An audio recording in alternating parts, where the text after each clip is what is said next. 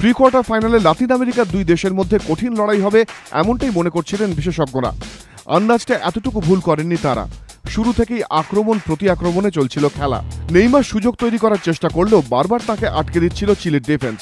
Man মার্কিংয়ে চাপে পড়ে যাচ্ছিলেন ব্রাজিলের সেরাবাজি। খেলার 18 মিনিটের মাথায় নেইমারের কর্নার চিলির ডিফেন্ডার জারার পায়ে লেগে দাভিদ লুইয়ের শরীর স্পর্শ করে ঢুকে যায় গোলে। 1-0 গোলে এগিয়ে যায় ব্রাজিল।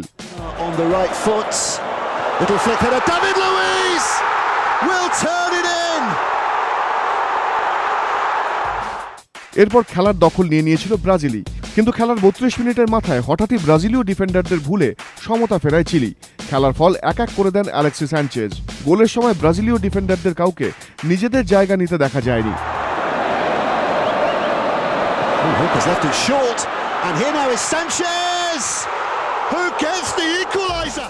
খেলার 40 মিনিটের সহজ সুযোগ নষ্ট করেন ফ্রেড।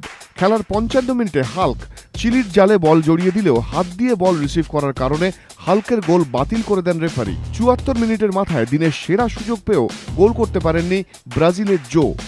90 মিনিটের খেলা শেষ হয় 1-1 গোলে। এক্সট্রা টাইমের একেবারে শেষ মিনিটে গোল করতে পারত চিলি, পিনিলার শট বারে লেগে প্রতিহত হয়। এরপর টাই ব্রেকার। বেলো হরাইজেন্টেতে 57,000 দর্শক তখন উত্তেজনায় কাঁপছে। চিলির প্রথম দুটি শটই আটকে দেন জুলিও সিজার, কিন্তু উইলিয়ান বাইরে মারায় এবং হাল্কের শট চিলির গোলরক্ষক আটকে দেওয়ায় 4টি শটের পর স্কোর ছিল 2-2। শেষ শটে চাপের মুখে জালে বল রাখেন নেইমার। এরপর চিলির জারার শট পোস্টে লাগে আর ব্রাজিল পৌঁছে যায় বিশ্বকাপের শেষ 8-এ। এবিপি আনন্দ।